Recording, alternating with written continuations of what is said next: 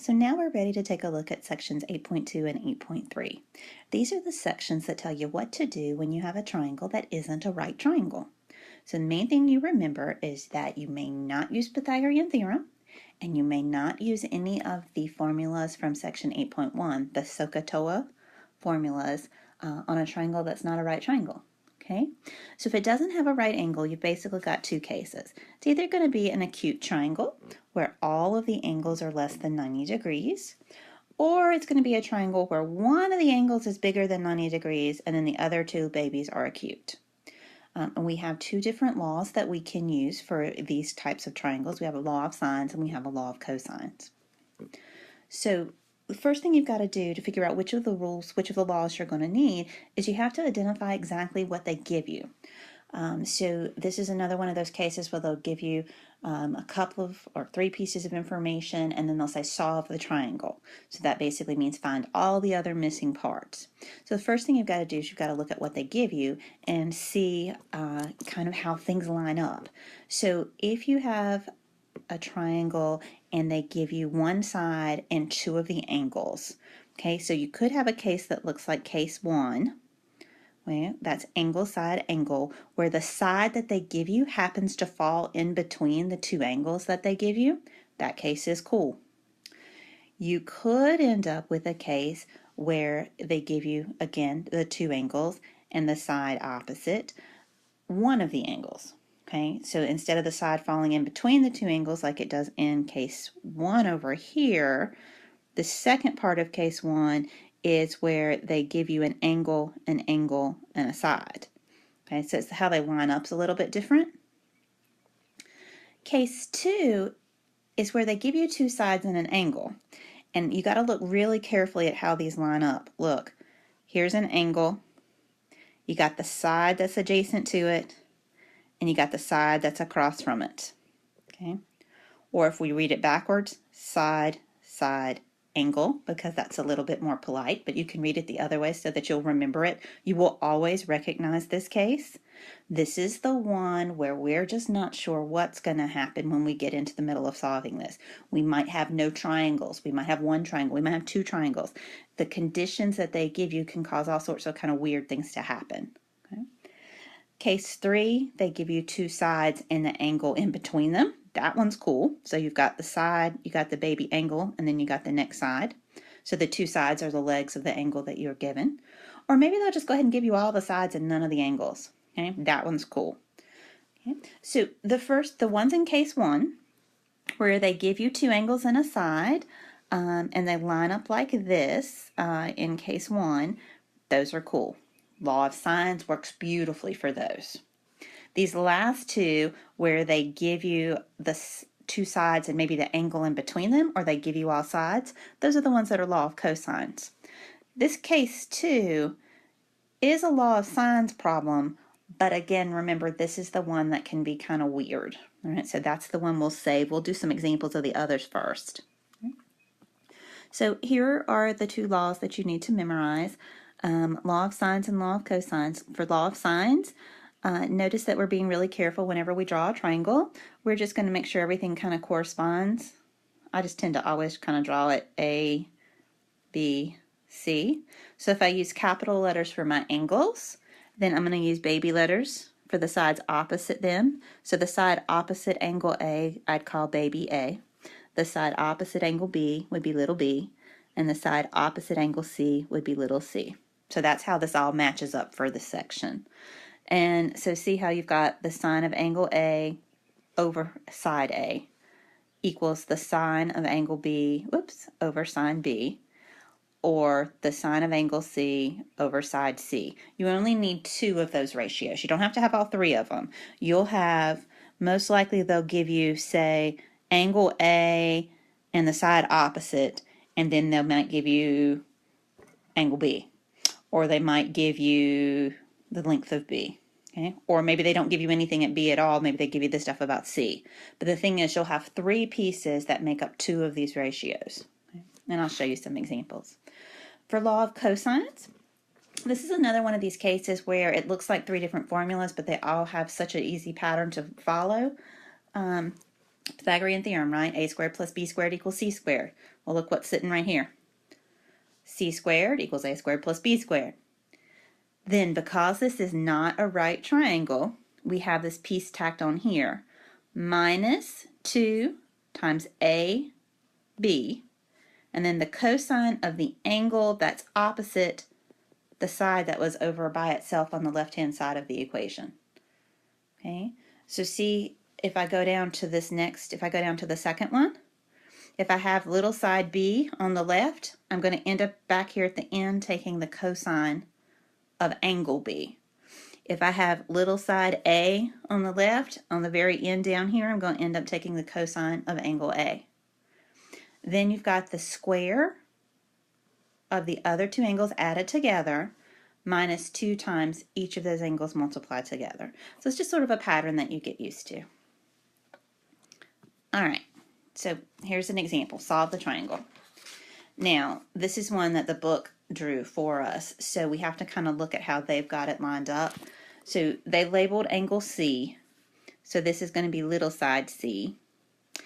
And if that's little side A, this has to be angle A, and then this has to be angle B.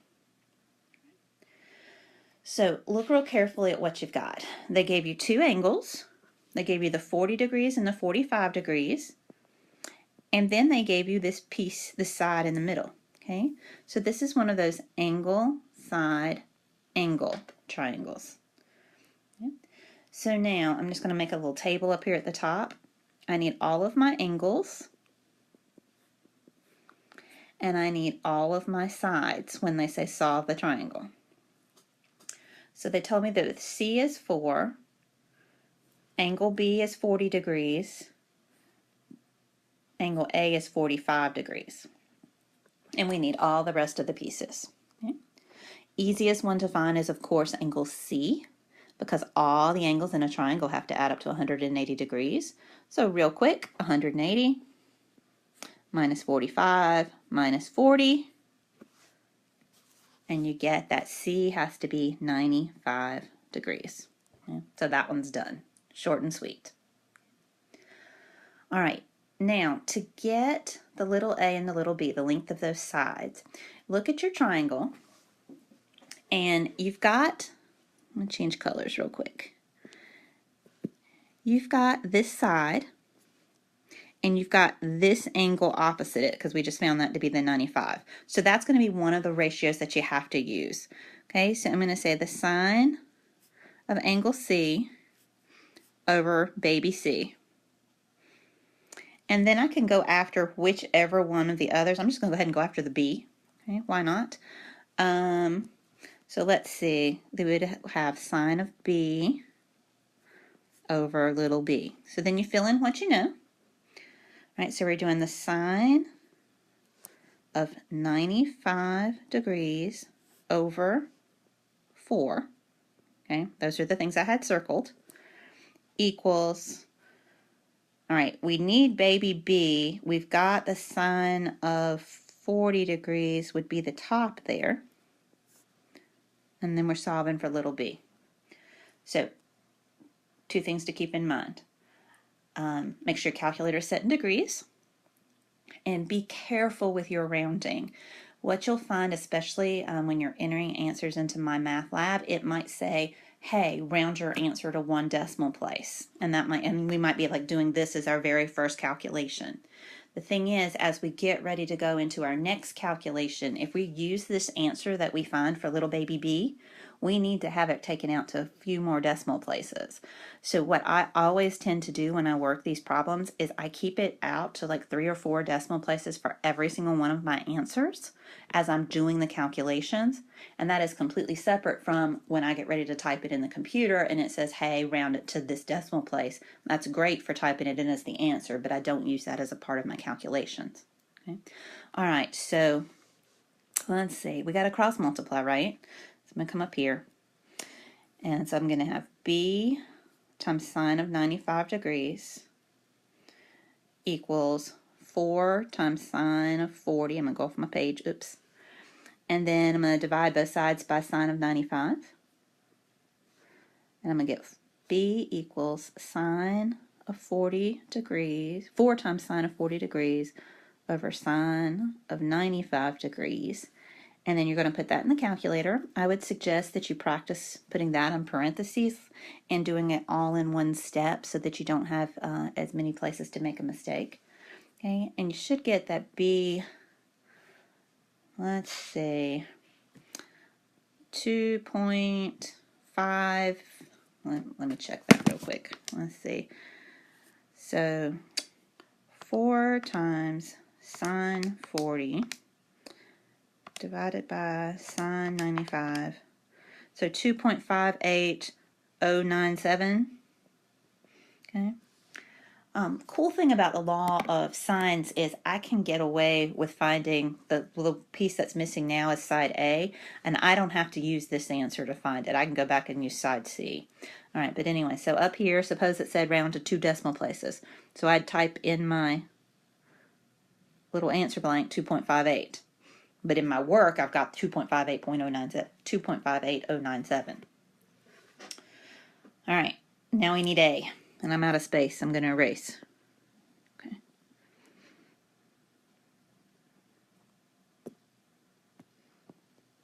I'll get rid of all this stuff. Okay, and I'm going to start with sine of C again. Okay, sine of C over C, because that's what was given in the problem, so I know that's right. And this time I'm going to do sine of A over baby A. Okay, so here we go again. So sine of 95 degrees over 4 equals sine of 45 degrees over A, which is what I'm looking for. Okay. Can you do that cross multiplying to get A by itself? You'll have 4 times sine of 45 degrees over sine of 95 degrees. And then again, number crunch, calculator in degrees, 2.84. I'm going to get that all the way out again. 4 sine 45 divided by sine 95. 2.83923. And so if I was rounding to 2 decimal places up here, I'd say 2.84. So that's what it means when it says solve the triangle. Okay, so there's our first example. All right, here's another. Solve the triangle. Again, I'm going to make me a little table of what I have.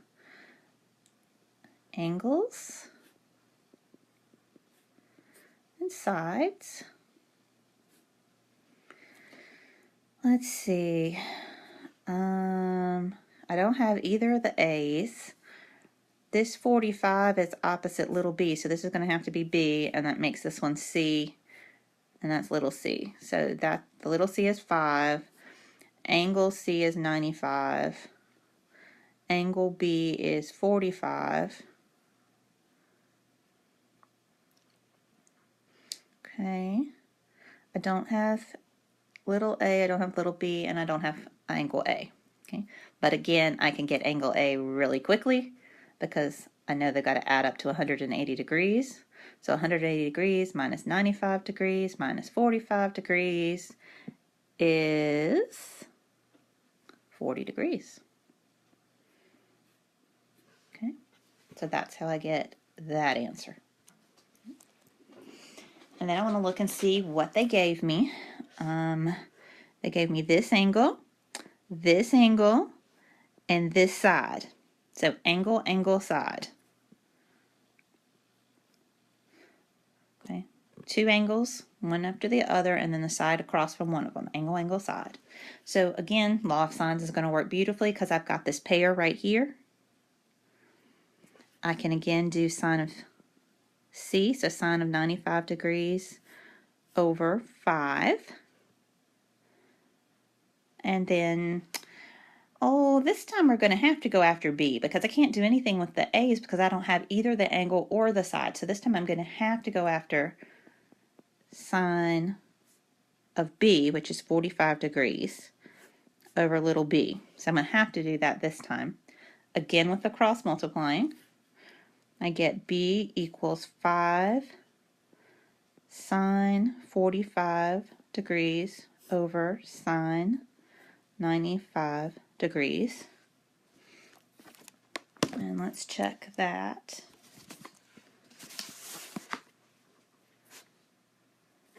And I just said we didn't have either of the A's. Yes, we do. A is 40. Sorry, my brain. Anyway, yes, I could have.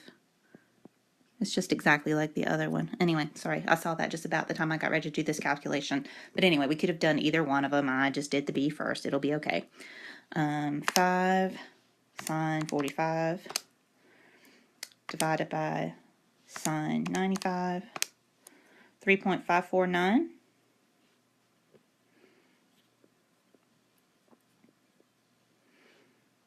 Okay. And let's see. So again, 2 decimal places, 3.55. And then let's go after the little a, which we do have angle A because that was the very first thing we found. I'm still going to stick with the sine of 95 degrees over 5 because that's the one they gave me. So I'm going to just stick with that as my first calculation. And then for the little a, I know angle A is 40 degrees over little a. Again with the cross multiplying.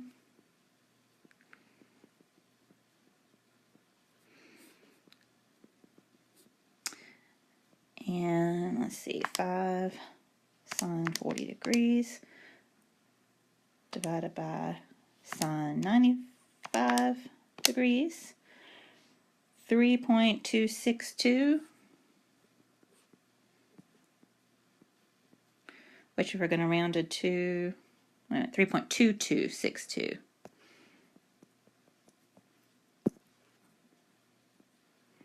And if we're going to round it to 2 decimal places, 3.23.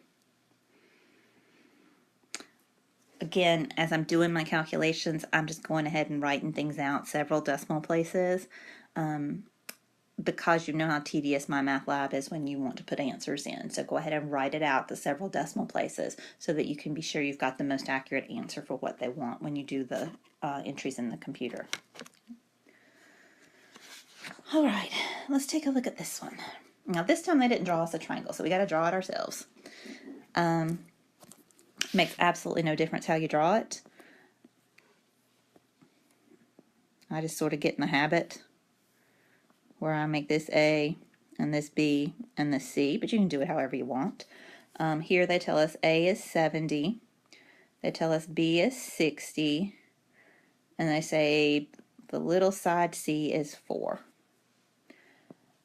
So again, I need my angles and I need my sides. Little c is 4.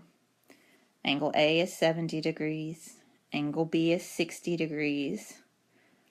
C, 180 minus 70 minus 60 should be 50 degrees.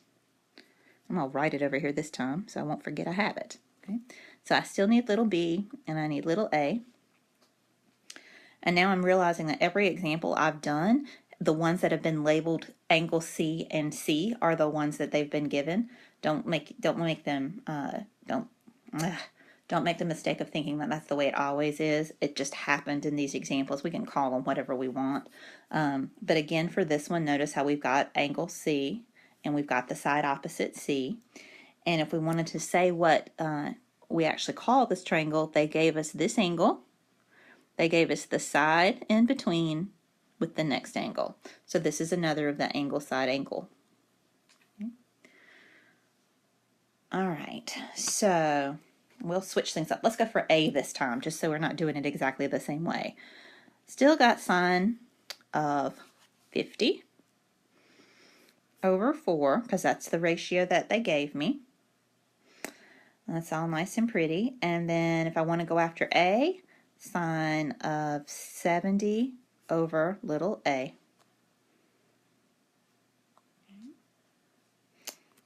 All right, cross multiply. So A is 4 sine 70 degrees over sine 50 degrees. 4 times sine 70 divided by sine 50, 4.9067.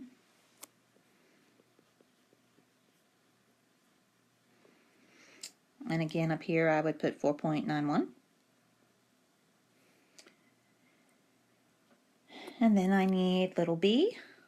So sine of 50 degrees over 4 equals sine of 60 degrees over b. Cross multiply. See how these are all just kind of doing the same thing? And I get that b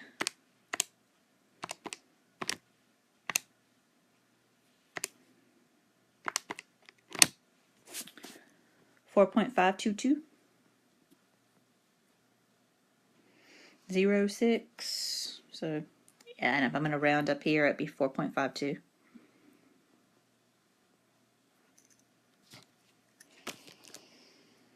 All right, so those were all the cases where we could do something with law of sines, except for the one weird case that I said we were going to save that to the end. All right, so let's do one where we have to do it with law of cosines. So here's this one. Okay, how do I know that I'm going to end up doing it by law of cosines? Well, when I look at it, they've given me this side, they've given me this side, and they've given me this angle in between them. So that's side angle side. And the way I know that I cannot go after law of sines is I don't have a ratio to set up. I don't have an angle and the side opposite it. So if I don't have that, then I can't use law of sines. So that means I'm going to have to go after law of cosines. And the only angle that they gave me, this is going to be B. Okay. So that means I need to use the form of the law of cosines that has the baby b on this side by itself, so that at the end I'm taking the cosine of b because that's the only angle that I've got. Okay, so this one looks like b squared equals, it's going to be a squared plus c squared minus 2ac cosine of b. Okay. So we don't know b. A is 2, so that's 2 squared. C is 5, 5 squared, minus 2 times 5 cosine of 20 degrees. Okay. All right, so number crunching time, right? Now, when you do this, be real careful and keep it in your calculator. So do 2 squared plus 5 squared minus 2 times 5 cosine 20. And then remember, that's b squared, and we want to know what b is, so we want to take the square root of that. Okay, so we want to take the square root of both sides. So b, if you take the square root of that whole side, I'm getting 3.19471. Okay, check that. Okay, so you could have done the 2 squared plus 5 squared minus 2 times 5 times cosine of 20 degrees. But then you're just going to be real careful because then you've got to take the square root of that. So take advantage of the fact that you can keep that in your calculator, because it just introduces places to make mistakes if you stop and write that down and then go back and try to take the square root of it. Okay. All right, now I got two options. I could do a law of cosines again. Okay. I could play with law of cosines and try to find angle A or angle C. But notice how now I've got a B and the angle opposite it.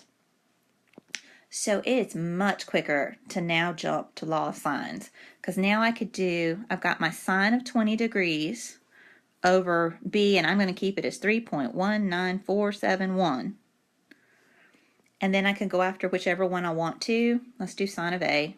Why not? Over 2. Okay. So let's see. If I multiply both sides by 2, the sine of a is going to be by itself, and it's going to be equal to 2 sine of 20 degrees over 3.19471. Okay. So if you do 2 times sine of 20 degrees divided by 3.19471, keep it in your calculator, but I'm going to write it down just so we can make sure that we're getting the same thing. I got 0.214116551. So 2. All right. So if the sine of A is 0.214116551, what do I need to do to get A? Right. Inverse sine, right? So over here.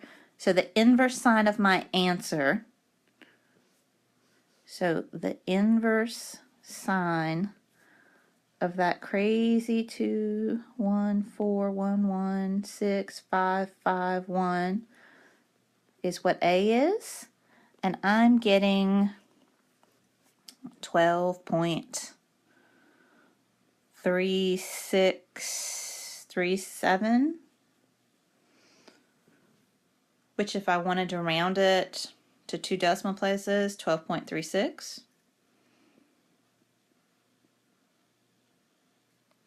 degrees.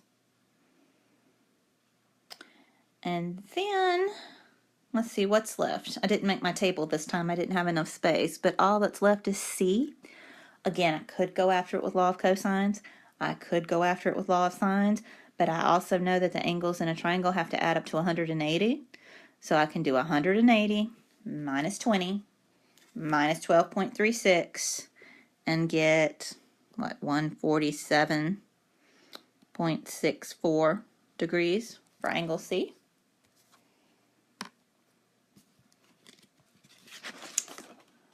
Okay, let's see. All right, here's another. Solve the triangle. Now this one's different. Look, they gave us 3 sides, right? This is side, side, side. Again, law of cosines will not work here because I don't have an angle on the side opposite it. So it's going to have to be law of cosines. It makes absolutely no difference how you start. You can find angle A, you can find angle B, you can find angle C. It makes absolutely no difference. I'm going to go alphabetical, and I'm going to find A first. Okay. If you wanted to do C, you could do C. All right, so I'm going to find angle A. So that means if I'm using law of cosines, that means I'm going to have the A on the left, so A squared, and it's going to equal B squared plus C squared minus 2BC cosine of A. Okay. Because if I'm after angle A, then I need to have the cosine of the angle in the formula so that I can solve for it. All right, so fill in what we know. This is A, this is B, this is C. So A is 8 squared equals 5 squared plus 4 squared minus 2 times 5 times 4 cosine A. All right, now let's be careful with this time. All right, so this is 64 equals 25 plus 16 minus 40 cosine A. Okay. So 64 equals 41 minus 40 cosine A. All right, we want to solve for cosine A, so I'm going to subtract 41 from both sides.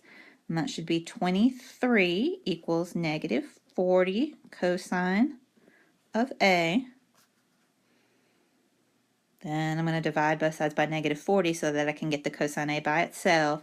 So I'm going to get 23 over negative 40, so I'm going to put the negative out front, equals cosine A. All right, so again, inverse cosine, right?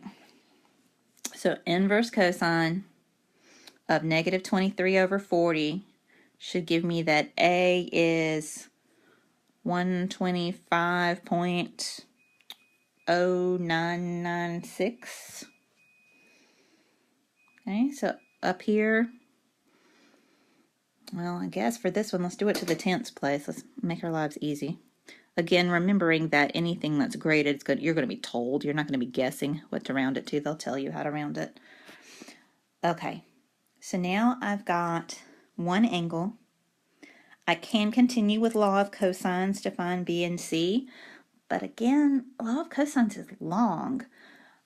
I'm going to switch to law of sines, and I can go after either B or C. I'm just going alphabetically. Now I've got angle A and the side opposite, so I can switch to law of sines and do sine of 125.1 degrees over 8. And then for B, it would be sine of B over 5.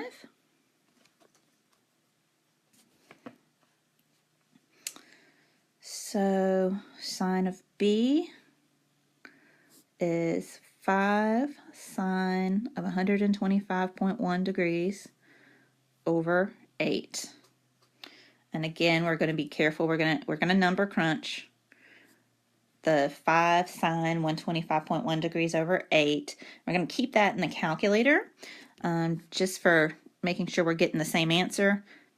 I get 0.511346.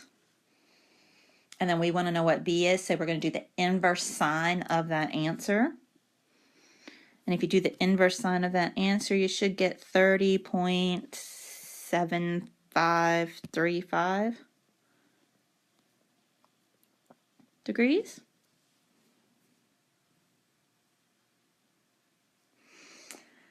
Since I rounded A to the nearest 10th, let's round B to the nearest 10th and say it's 30.8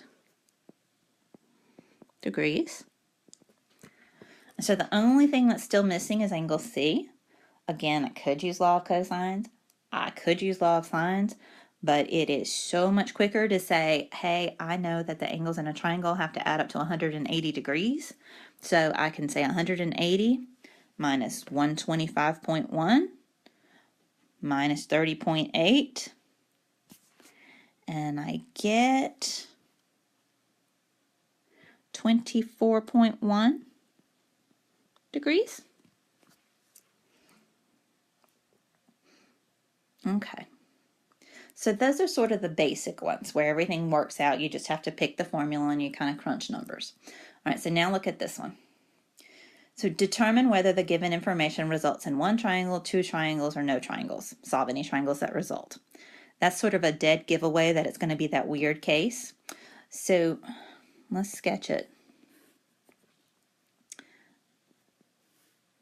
All right, so this is A, this is B, this is C. So I know this is 40 degrees. I know that this is 4, and I know this is 3. So again, do you see how we're going to recognize it? We've got an angle, we've got a side, and we got a side. And to be polite, we're going to call it side-side angle. Oops. But that's how you recognize that it's the one that might be a problem. Okay, so what happens with this is you start, okay, great. I got the 40, I got the 4 opposite it. I'm going to try to do law of sines, okay? And I don't have anything to do with angle A or the side opposite A, so I guess I'm going to go after C. All right, so I'm going to do sine of 40 degrees over 4 equals sine of C, which I don't know what it is, over 3. Solve for sine of C. Cross multiply. I get 3 sine 40 degrees over 4. Number crunch. Okay, so 3 sine 40 degrees over 4. And then I want to know what C is, so the inverse sine of that answer, you should get that C is 28, and I'm going to just round it to the nearest tenth because for what we need to talk about here. All right. So I got the C is 28.8 because remember, if I'm going in the calculator and I use the inverse sine function, remember that's the one that has that restricted domain. That's the one that the calculator is only going to give you the answer in either the first quadrant or the fourth quadrant, from negative pi over 2 to pi over 2. But this is one of those cases where we're the ones that decided we were going to use the inverse sine function. It's not like it was just sitting there giving it to us, right? It's kind of like the difference between if I give you the square root of 9 and you say that answer is 3, or if I give you x squared equals 9 and you have to tell me plus or minus 3. So, we're doing this. We're the ones that did the inverse sine, and this is the one where it's the problem, because if you think about your unit circle for a second. So I got this little baby 28.8 degrees, right? And we're talking about sine values. So what other quadrant are sines positive? Okay. So remember over here? So it is completely possible that it could be talking about this angle. Okay, so now how big is that? This would also be the 28.8. So 180 minus 28.8, that's 151.2 degrees. Okay, so now think through that again. So I'm solving this. I'm using a sine. Sine is positive in the first and second quadrant. This wasn't written with an inverse sine. That's not what it gave me. So I don't necessarily have it restricted to the first and fourth quadrants because I'm the one that decided I was going to use the inverse sine. So the calculator only gives me back the answer for the inverse sine because it's thinking restricted. But we're thinking, wait a minute, we're the ones that did this. So it's possible I could have that C be 151.2. So this is where you'll see the calculator say, or you'll see the book say, or C might be 151.2 degrees.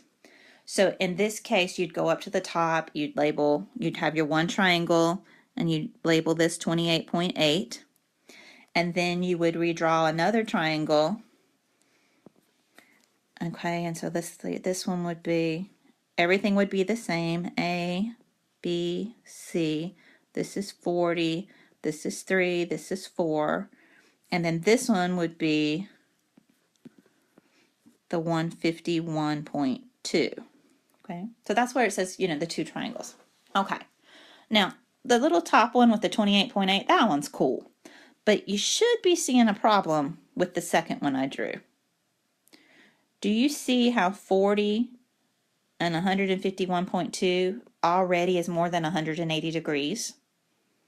Okay, so that's what tells you, wait a minute, that is not going to work. Okay, so we know that answer is not going to work. But it is completely possible that when you do this, that you might get an obtuse angle down there that when you add it to the angle that you were given, it's still less than 180 degrees. That's when you'll have the two cases, and you'll have to work out all the rest missing pieces for both of the triangles. But luckily for us, 151 plus 40 is more than 180, so I can ditch this second triangle because it's not going to work. Okay, so I only have to finish up my first one.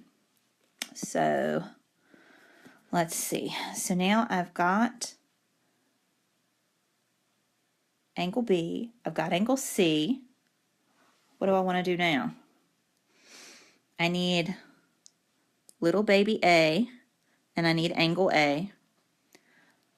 Well, let's find A. Okay, why not, right? Because we just went through that whole spiel about they all got to add up to 180. So 180 degrees minus 40 degrees minus 28.8 degrees will give us that A is supposed to be 111.2 degrees.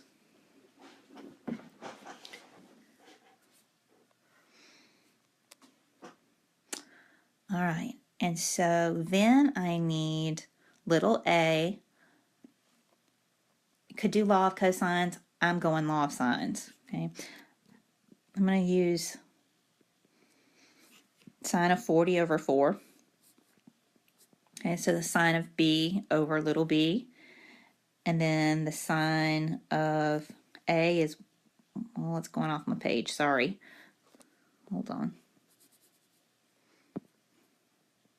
Sine of 111.2 degrees over, and the a is what I'm solving for. Okay, so cross multiply. You get 4 sine of 111.2 degrees over sine of 40 degrees. All right, crunch that.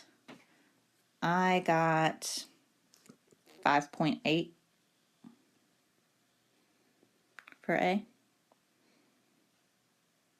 Okay. All right. Let's do another one of those. Okay, so again, it's kind of a giveaway when they write it like this because they're flat out pretty much warning you that it's going to be the crazy case. All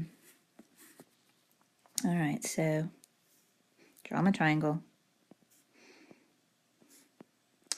Little a is 3, little b is 7, and a is 70.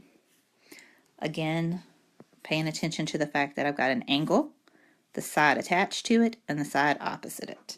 Okay? So side, side, angle, so that we're writing it politely. But that's how you recognize it. I've got angle A, I've got side A, so I'm going to start sine of 70 degrees over 3. And then I've got little side B, so I guess I'm going after angle B. All right, cross multiply. Sine of B equals 7 sine 70 degrees over 3. Sine of B is 7 times sine of 70 divided by 3, 2.1926. Okay. Now that should be kind of flashing some warning lights at you. If it's not, try to do the inverse sine of that. And your calculator should give you an error. Okay. Remember, the sine of an angle gives you a number that's between -1 and 1, right? Well, 2 is definitely bigger than that. This doesn't make any sense. Okay. Sine of B must be between -1 and 1. So this is a case where you have no triangles. Okay?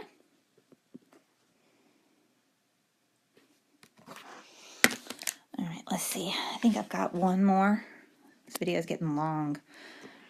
All right, so this one's cool. It's got the, the word problems, but again, it's going to have to be, one of these triangles that fits one of these rules.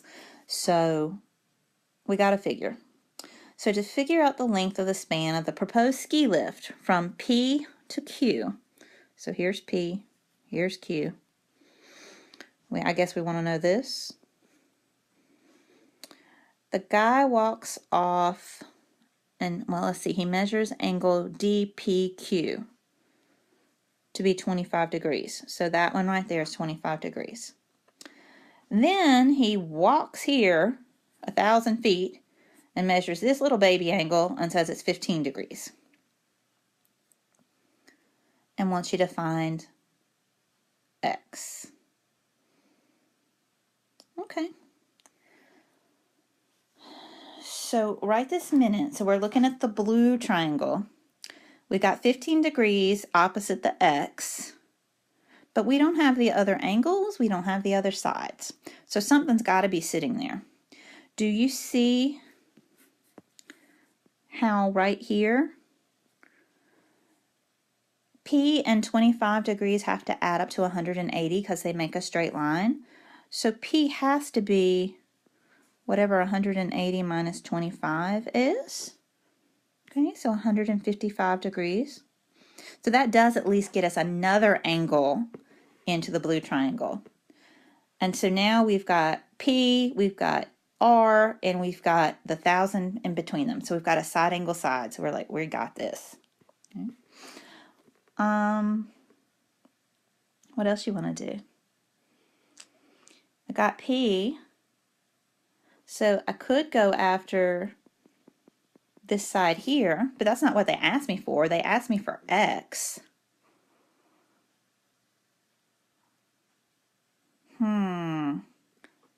This is where we say, wait a minute, I can get Q, right? Because all the angles in a triangle got to add up to 180 degrees. So this little baby angle right here is 180 minus 15 minus 155, and that gets you that angle Q is 10 degrees. So if I have that one, that's the one that's opposite the 1,000. So that gives me that ratio that I want for the law of sines, sorry. This video is getting too long now. All right, so I've got the sine of 10 degrees over 1,000. So then I can do sine of 15 degrees over x. Okay. Now there's other ways I could have done it. Again, I could have used law of cosines. I could have gone after the side opposite P, but that would just make the problem longer than it has to be. All right, we want x, so cross multiply, and we get 1,000 sine of 15 degrees over sine of 10 degrees. And crunch that. I got 1,490.48 feet. Okay. All right, I hope this was helpful.